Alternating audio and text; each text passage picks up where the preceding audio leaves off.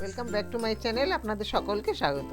Hello বন্ধুরা, আজকে আমি আপনাদের কাছে এসেছি আরেকটি রেসিপি নিয়ে। সেটি হচ্ছে এই দার্জিলিংয়ে এগুলো ভীষণ চলে। এটা হচ্ছে পাউটা আমি কিভাবে ভাজি সেটাই আমি আপনাদের আজকে দেখাতে চলেছি। আপনারা আমার নতুন রেসিপিটি দেখতে থাকুন। প্রথম আমি 1 চামচ চিনি দিয়েছিলাম, আর যেটা দিলাম ইস্ট দিলাম। বড় চামচ তো নেই, এটা ছোট চামচ, সেই জন্য এইটা দিয়ে আমি 2 চামচ মেপে ইস্টটা দিয়ে দিলাম।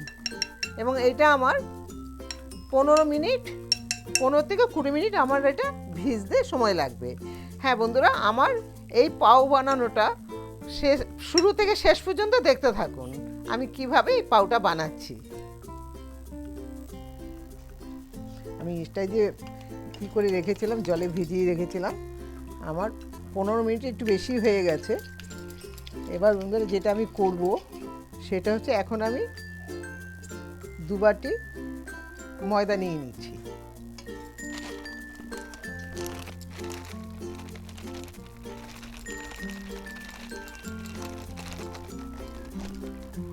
দু বাটি ময়দা নিয়ে নিলাম। এটার মধ্যে আমার একটু নুন নিয়ে নেব, অল্প একটুখানি নুন দিয়ে দিলাম। আমি চিনি তো আমি আগেই মিশিয়েছিলাম, দেখিয়েছি আপনাদের।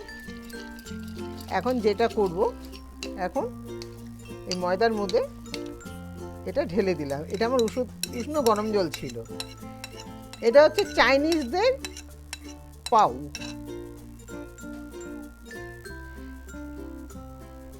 এটা হচ্ছে চাইনিজদের চিকেন থাই পাউ। এটা আমি বানিয়ে ভালো করে মাখতে হবে। এটাকে মেখে রুটি লেচির মতনই লেচিটাকে কেটে তারপর বানাতে হবে। সেটা আমি কিভাবে বানাচ্ছি আপনারা আমার শেষ পর্যন্ত দেখতে থাকুন।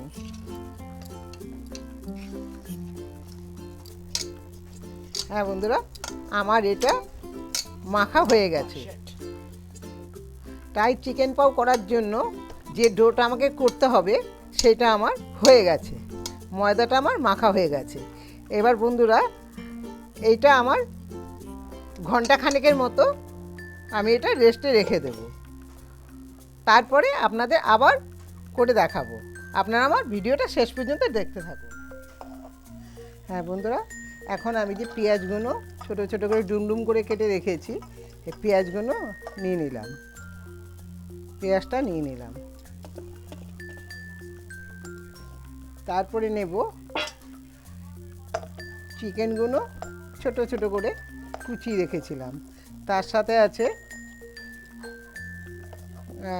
সোয়া সস।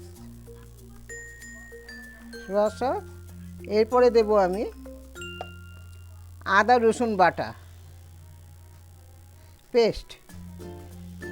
তারপরে দেব ধনিয়া পাতা। এরপরে যেটা দেব আজিনা মটর অল্প করে দিয়ে দিলাম। এরপরে যেটা দেব গোলমরিচের গুঁড়ো, এটা দিয়ে দিলাম। নুন এখানে দিয়ে দিয়েছি, নুন আগেই দিয়ে রেখেছিলাম। এটাকে আমি ভালো করে মেখে নেব। এইভাবে বন্ধুরা আপনারা বাড়িতে চিকেন ফ্রাই পাউ করে খেয়ে দেখবেন। এইভাবে বন্ধুরা আপনারা বাড়িতে করে খেয়ে দেখবেন। আমি এখনও কমপ্লিটটা দেখানো হয়নি, আপনারা আমার শেষ পর্যন্ত দেখুন। এইটা আমি মেখে রেখে দেব। এইটা আমার 1 ঘন্টার মতন আমি এইভাবে মেখে রেখে দেব। হ্যাঁ বন্ধুরা, এখন আমি লেচিগুলো কেটে রেখেছিলাম, সেগুলো এখন এক এক করে আমি সব কটা বেলে নেব।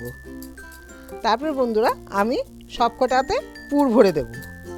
পুর ভরে তারপরে আমি ভাপে বসাবো।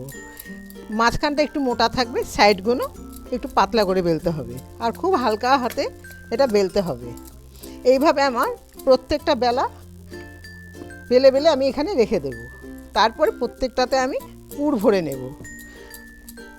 আপনারা আমার শেষ পর্যন্ত ভিডিওটা দেখতে থাকুন। বন্ধুরা এখন আমি এই 4টে আপাতত বেলে নিয়েছি।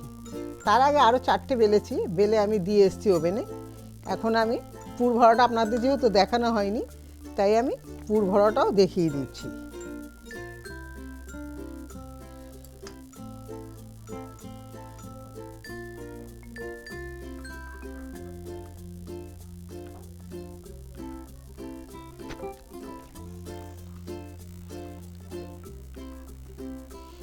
এইভাবে ভরে ভরে আমি রেখে দেব।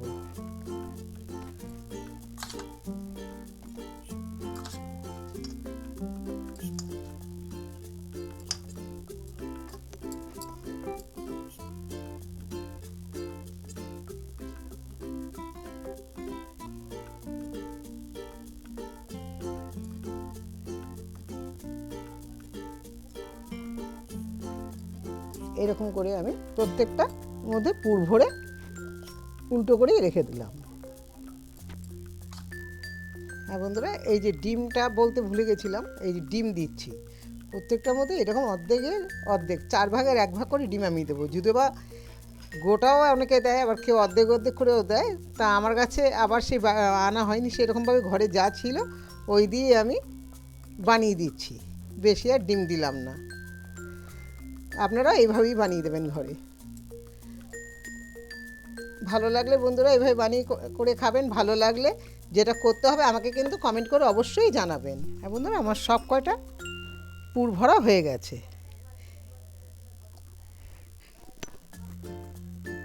এটা হচ্ছে চিকেন টাই পাও, এটা হচ্ছে চাইনিজ খাবার।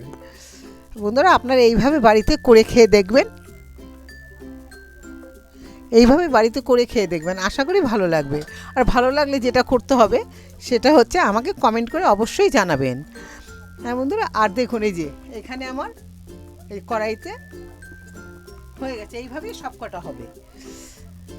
এবার বন্ধুরা যেটা করতে হবে, আমার ভিডিওটিকে লাইক এবং শেয়ার করে দেবেন। আর যেটা করতে হবে, আমার চ্যানেলটিকে দয়া করে একটু সাবস্ক্রাইব করে দেবেন যারা করেননি। টাটা বন্ধুরা, আবার আসবো আপনাদের কাছে আরেকটি নতুন রেসিপি নিয়ে।